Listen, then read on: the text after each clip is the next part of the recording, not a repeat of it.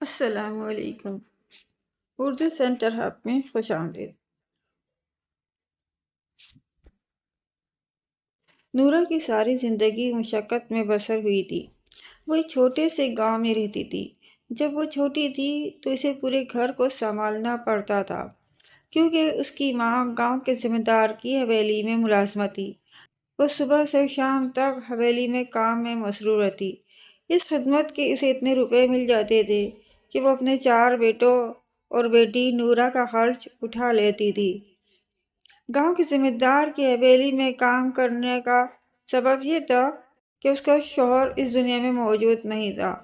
ایک دفعہ زور کی بارشیں ہوئی تھیں۔ ان بارشوں کے نتیجے میں سیلاب آ گیا تھا اور وہ اسی سیلاب کی نذر ہو گیا تھا۔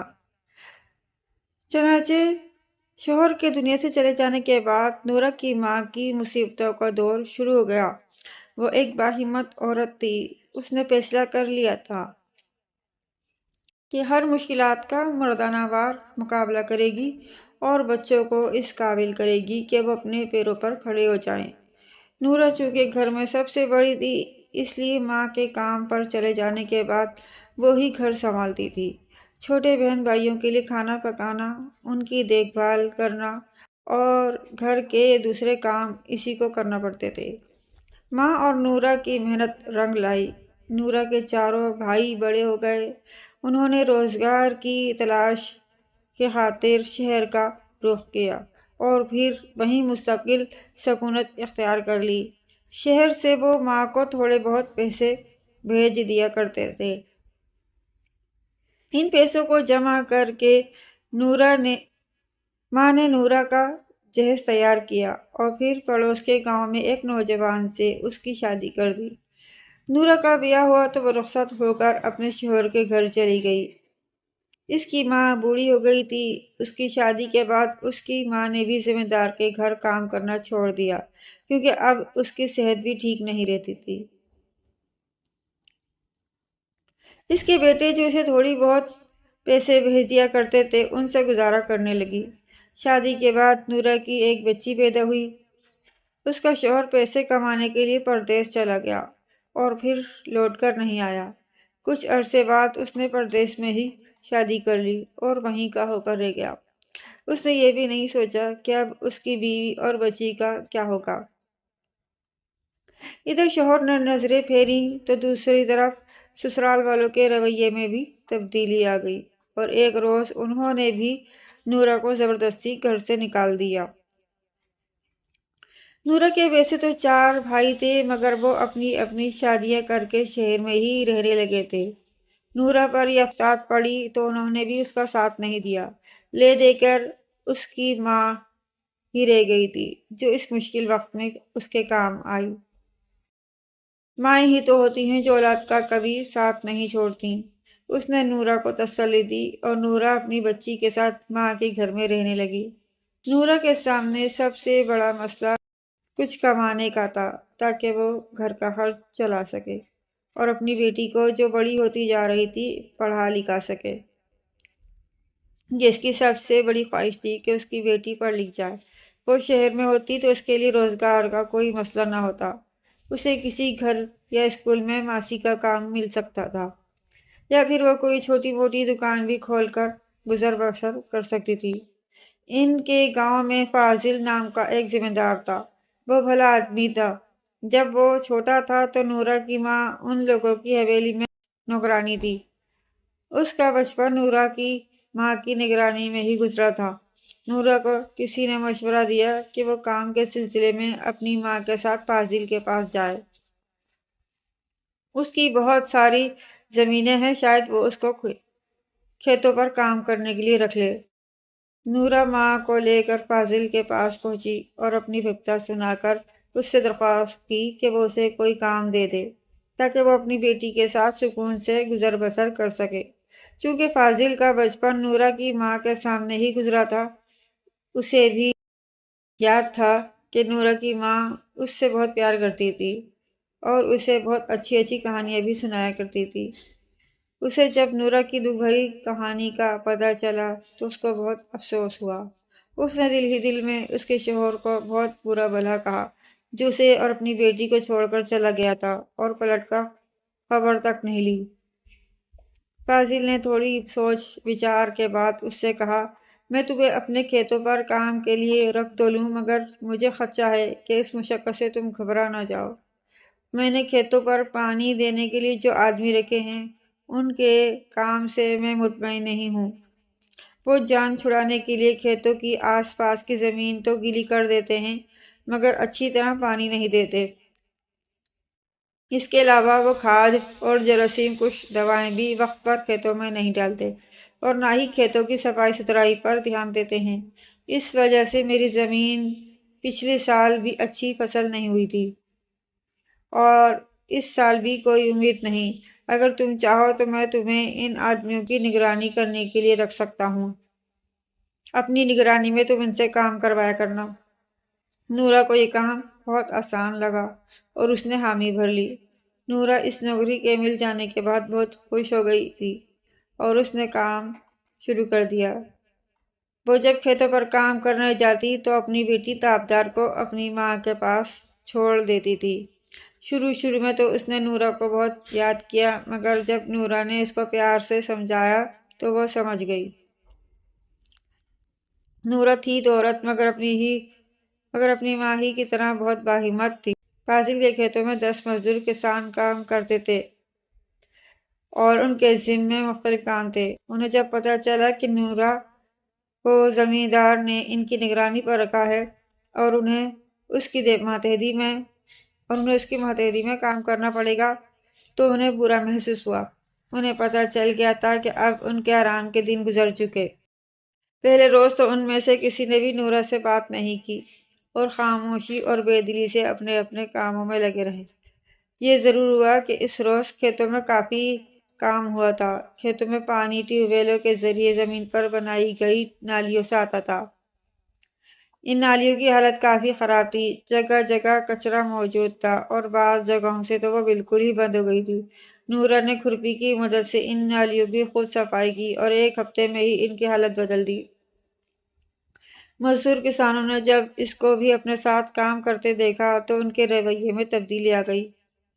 وہ ہنسی خوشی نورا کی باتوں پر عمل کرتے تھے۔ کبھی کبھی نورا گھر سے سب کے لیے میٹھے چاول، میٹھی ٹکیاں یا اور کوئی ایسی چیز بنا لے کر آتی۔ اس کے اچھے رویے اور محبت بھرے خوش اخلاق رویے سے کسان مزدور اس کو اچھے سمجھنے لگے، جس کی وجہ سے ایک بہترین ماحول بن گیا اور سب ہنسی خوشی کام کرنے لگے تھے۔ گاؤں کی دوسری عورتیں بھی فاضل کے کھیتوں پر کام کرتی تھیں، مگر وہ ہر روز کام کرنے نہیں آتی تھیں۔ ان کا کام اس وقت شروع ہوتا تھا جب فصلیں تیار ہو جاتی تھیں۔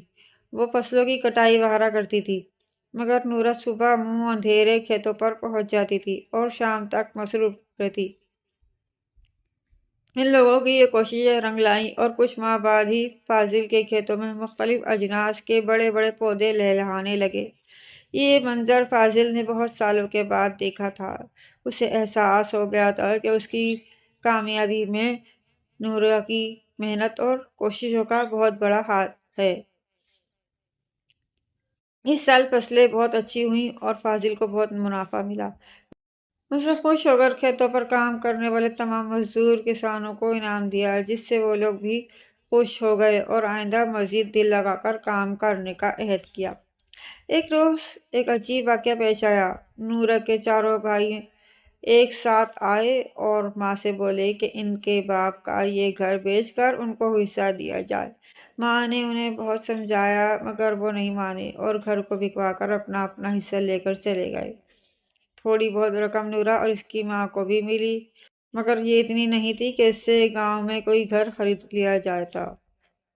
جس روز ان کا گھر فروخت ہوا، اسی رات ایک افسوسناک بات یہ بھی ہو گئی کہ فاضل زمیندار کے گھر چوروں نے دھاوا بول دیا۔ اس کے تمام گھر والے سوتے کے سوتے رہ گئے اور چور تمام زیورات اور نقدی لے کر چلتے بنے۔ فاضل بہت پریشان تھا۔ اس کی زندگی بھر کی کمائی لاکھوں روپے دیکھتے ہی دیکھتے اس کے ہاتھوں سے نکل گئے تھے۔ اس کی بیوی رو رو کر ہلکان ہو گئی تھی۔ اس کو ان زیورات اور نقدی کے چلے جانے کا بے حد ملال تھا۔ اس واقعے کی رپورٹ گاؤں کے تھانے میں درج کروا دی گئی تھی، مگر فاضل کو امید نہیں تھی کہ چور پکڑے جائیں گے۔ وہ صبر کر کے بیٹھ گیا۔ اس واردات کے اگلے روز کی بات ہے، فاضل کے علم میں یہ بات آئی کہ نورا کی ماں نے بیٹوں کے کہنے کی وجہ سے اپنا گھر بیچ دیا ہے۔ اسے احساس ہو گیا تھا کہ اب دونوں ماں بیٹی بے آسرا ہو گئی ہیں۔ وہ ایک نیک دل آدمی تھا۔ وہ ان کے پاس آیا اور بولا، تم لوگ فکر مت کرو، گاؤں میں میرا ایک گھر ہے، وہ سالوں سے خالی پڑا ہے۔ تم لوگ جب تک جی چاہے اس میں رہو۔ دونوں ماں بیٹی نے اس کا شکریہ ادا کیا اور اپنا سامان لے کر فوراً نئے گھر میں آ گئیں۔ گھر بہت بڑا تھا اور اس میں کشادہ صحن بھی تھا۔ نورا نے جب گھوم پھر کر گھر کا جائزہ لیا تو ایک بات دیکھ کر پریشان ہو گئی۔ نیم کے درخت کے نیچے اسے تقریباً 1 گز زمین ایسی نظر آئی جو تازہ تازہ کھدی ہوئی لگ رہی تھی۔ اس کے کانوں میں فاضل کے الفاظ گونج رہے تھے، گاؤں میں میرا ایک گھر ہے، وہ سالوں سے خالی پڑا ہے۔ اس نے سوچا، جب یہ گھر سالوں سے خالی پڑا تھا تو پھر یہاں زمین کون کھود گیا ہے؟ رات کو کھانا کھا کر وہ بستر پر لیٹی تو اس وقت بھی وہ یہی سوچ رہی تھی۔ آخر اس سے صبر نہیں ہوا۔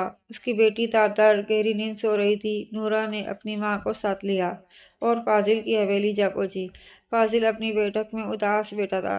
دولت کے چوری ہو جانے کا اس کی بیوی کو بہت افسوس تھا اور وہ اس صدمے سے بیمار پڑ گئی تھی۔ کچھ دیر پہلے معالج اسے دیکھ کر گیا تھا۔ فاضل نے جب نورا اس کی ماں کو اتنی رات گئے اپنے گھر آتے دیکھا تو اسے حیرت ہوئی۔ نورا نے اسے کھدی ہوئی زمین کے بابت بتایا تو وہ سوچ میں پڑ گیا۔ اس کو دال میں کچھ کالا نظر آیا۔ اس نے اپنے 2 ملازموں کو اپنے ساتھ لیا اور نورا کے ساتھ اس کے گھر پہنچا۔ اس کے حکم پر اس کے ملازموں نے زمین کھودنا شروع کی۔ زمین کھودنے میں انہیں کوئی دشواری نہیں ہوئی کیونکہ زمین کی مٹی بہت نرم اور پولی تھی۔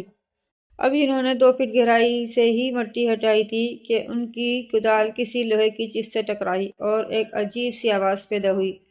فاضل اس آواز کو سن کر بہت حیران ہوا۔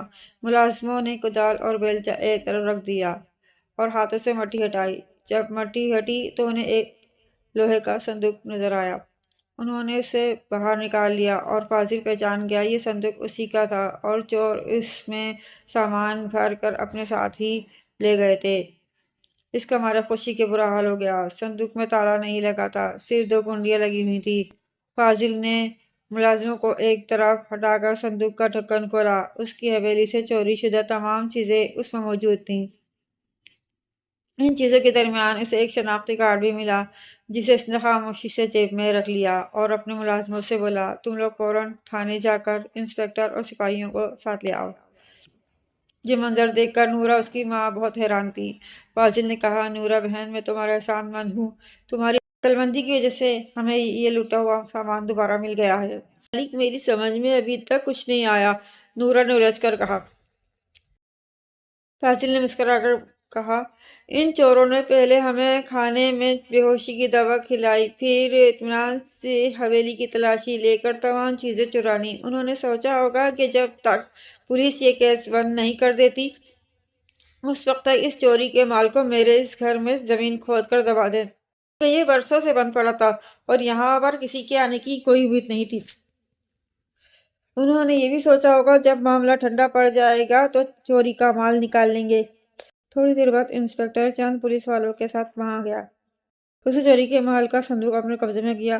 پھر وہ تمام لوگ فاضل کی حویلی میں آئے۔ انسپکٹر نے کاغذ قلم نکالا اور نورا کا بیان قلم بند کرنے لگا۔ فاضل نے ان کی خاطر مدارت کے لیے ایک ملازم سے کہا۔ تھوڑی دیر بعد اس کا ملازم شربو ایک بڑی سی ٹرے میں چائے اور کھانے پینے کی چیزیں لے آیا۔ وہ چائے بنانے کا لگا تو فاضل نے اسے کہا، شربو، جب تم چوری کا مال صندوق میں بھر رہے تھے تو تمہارا شناختی کارڈ اس میں گر گیا تھا، یہ دیکھو۔ اس کی یہ بات کسی دھماکے سے کم نہ تھی۔ شربو کے ہاتھ سے چائے کی پیالی چھوٹ کر زمین پر گر پڑی۔ وہ دروازے کی طرف بھاگا مگر اس سے پہلے کہ وہ وہاں سے نکلتا ایک سپاہی نے جست لگا کر اس کو دبوچ لیا۔ دوسرے سپاہی نے اس کو ہتکڑی لگا دی۔ شربو کے منہ پر ہوائیاں اڑ رہی تھیں۔ فاضل نے قہر آلود آواز میں کہا، نمک حرام، تو نے میری مہربانیوں کا یہ صلہ دیا ہے؟ شرمندگی کے مارے شربو کے آنسو نکل پڑے۔ تھوڑی دیر بعد اس نے اپنے 2 ساتھیوں کا پتہ بھی بتا دیا جن کے ساتھ اس نے چوری کی تھی۔ اور وہ لوگ اس واردات میں شامل تھے۔ انسپکٹر نے اسی وقت ان ٹھکانوں پر چھاپے مار کر انہیں بھی گرفتار کر لیا۔ فاضل کی بات ٹھیک تھی، ان لوگوں نے یہ سوچ کر ہی اس مال کو فاضل کے خالی گھر میں دبا دیا تھا کہ کچھ عرصے بعد جب سب واقعے کو بھول جائیں گے تو اس کو خاموشی سے وہاں سے نکال لیں گے، کسی کو کانوں کان خبر نہیں ہوگی۔ نورا کی وجہ سے فاضل کی زندگی بھر کی کمائی دوبارہ مل گئی تھی۔